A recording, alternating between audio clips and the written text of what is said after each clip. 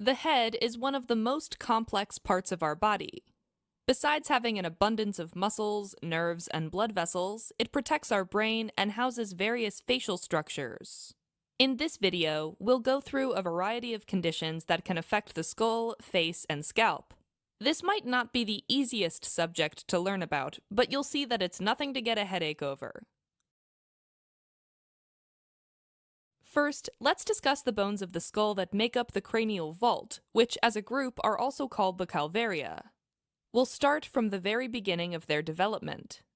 See, the flat bones that make up the skulls of neonates have gaps between them, and these gaps are covered by fibrous membranes.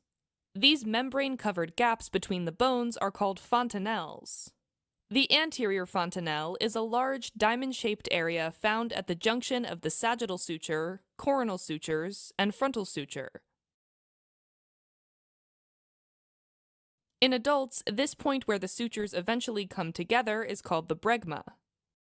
The anterior fontanelle is bordered by the frontal bone anteriorly and two parietal bones posteriorly.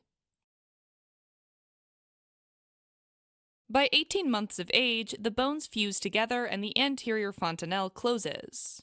The posterior fontanelle is a triangular-shaped membrane found at the junction of the lambdoid sutures and sagittal suture. In adults, this point is called the lambda. The posterior fontanelle is bordered by the two parietal bones anteriorly and the occipital bone posteriorly. The posterior fontanelle usually closes during the first few months of life and is no longer palpable by the end of the first year. By palpating fontanelles before they close, bone growth and development of the skull can be assessed.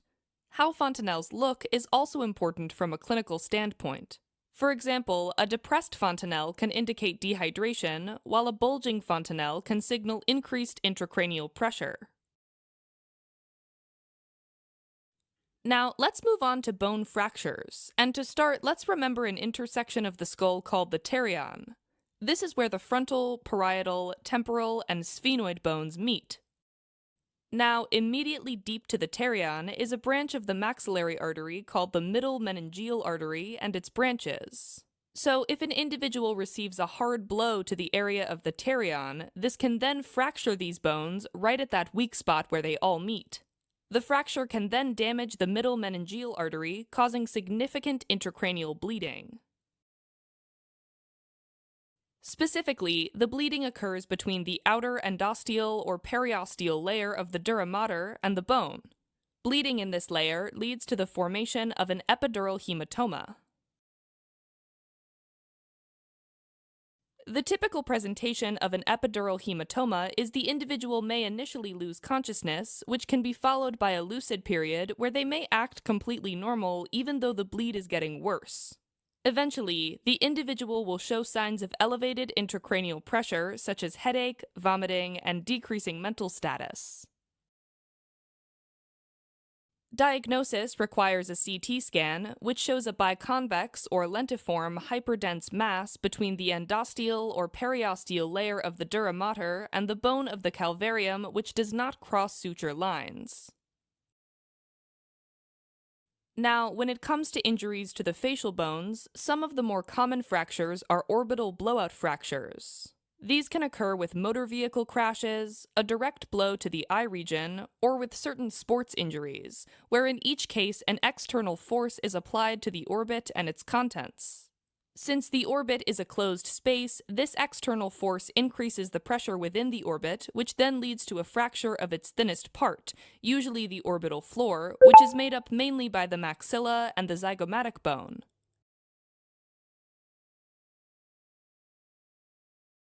Since the maxillary sinus is right below the orbit, the contents of the orbit may be forced through the fractured floor and into the sinus. Usually, the inferior rectus and the inferior oblique muscles are the structures that are forced into the maxillary sinus. This can cause limited movement of the affected eye, which presents as double vision when the individual looks upwards. A branch of the maxillary nerve, called the infraorbital nerve, which travels through the orbit along its floor and emerges beneath it through the infraorbital foramen, can also be damaged. This can cause numbness in the lower eyelid, cheek, nose, upper lip, and upper gingiva. The best way to diagnose an orbital floor fracture is with a CT scan, which can show the fractured bone as well as the herniation of orbital contents into the maxillary sinus. Okay, time for a quick break. Can you identify the anterior and posterior fontanelle on this image? Also, what can a depressed fontanelle signal? Now let's switch gears and discuss the danger triangle of the face, which refers to the area from the upper lip to the bridge of the nose. Blood from this area drains through the facial vein. Usually, blood from the facial vein drains down into the internal jugular vein. However, the reason it's called the danger triangle is that the facial vein has no valves, so blood can flow through other draining branches upwards and can communicate with the cavernous sinus. One way that happens is by draining through the superior ophthalmic vein and ultimately into the cavernous sinus. Alternatively, it can drain through the inferior ophthalmic veins and then into the pterygoid venous plexus, which then ends up connecting into the cavernous sinus. This means that any infection from the danger triangle, like an abscess or cellulitis, can cause thrombophlebitis of the facial vein, which can then spread and cause intracranial infection to places such as the cavernous sinus. Finally, let's discuss some clinical correlates related to the scalp, starting with injuries that occur during birth and delivery. Injuries to the scalp are usually caused by passing through the birth canal or iatrogenically through the use of vacuum extraction. The most superficial injury is called caput succedaneum, which is a fancy way to say scalp swelling caused by venous congestion that leads to fluid collecting right beneath the skin. The swelling is superficial to the pericranium, which is the periosteum that covers the skull, so it is not limited by the suture lines that the pericranium is anchored to and can thus spread freely along the scalp. This condition is not harmful to the newborn, and the swelling is often mild, resolving on its own within a few days. Another type of injury that can occur to the scalp at birth is a subgaleal hemorrhage, which is a serious condition caused by strong traction that pulls the scalp away from the bone. This leads to a rupture of emissary veins, which connect the veins of the scalp to the dural venous sinuses within the skull. Bleeding occurs in the loose connective tissue that lies superficial to the pericranium and deep to the galea aponeurotica, also known as the epicranial aponeurosis. Since there is no strong connective tissue or sutures to limit the bleeding, it can spread through the entire scalp and even into the neck. A subgaleal hemorrhage can progress over 2 to 3 days and cause substantial blood loss. The deepest type of scalp injury at birth is a cephalohematoma, which is caused by rupture of emissary veins right below the pericranium or periosteum layer of the bone. Now, the pericranium is attached to the underlying bones, and therefore this bleeding can only spread over one bone up to the suture lines that surround it. It presents as a firm swelling on one side of the head, limited by suture lines, and so it does not spread all over the calvaria. A cephalohematoma usually resolves on its own within 2 to 3 weeks. Finally, in adults, the most common type of scalp injury is a scalp laceration, which can cause profuse, potentially fatal bleeding if left untreated due to the numerous anastomoses between the arteries of the scalp. Now, when there is a deep laceration to the scalp in the coronal direction involving the tense connective tissue of the galea aponeurotica, this laceration can be gaping and is held open by the occipital and frontal muscle bellies of the occipitofrontalis muscle. In contrast to deep scalp lacerations, which will gape, superficial scalp wounds will not gape because it won't be under tension from the muscle bellies. Keep in mind, all scalp wounds will need careful examination to see if they need sutures or staples for closure. Okay, time for a quick break. Can you label these 3 different types of scalp bleeds?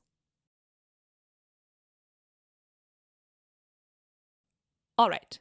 As a quick recap, fontanelles are gaps between cranial bones spanned by fibrous membranes. The anterior fontanelle is bordered by the frontal bone and 2 parietal bones, and it closes by 18 months of age. The posterior fontanelle is bordered by the two parietal bones and the occipital bone, and it closes by the end of the first year of life. A depressed fontanelle can indicate dehydration, while a bulging one can signal increased intracranial pressure. Fractures of the pterion can damage the middle meningeal artery or its branches, causing an epidural hematoma. Clinically, an epidural hematoma presents with initial loss of consciousness, followed by a lucid period, after which mental status decreases. Diagnosis requires a head CT. Orbital floor fractures can cause herniation of the inferior rectus and the inferior oblique muscles into the maxillary sinus, as well as damage to the infraorbital nerve. The danger triangle of the face includes the area from the upper lip to the bridge of the nose, which is drained by the facial vein.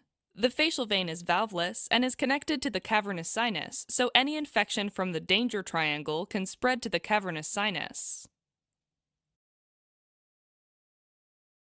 Types of scalp injuries at birth include caput succedaneum, subgaleal hemorrhages, and cephalohematomas.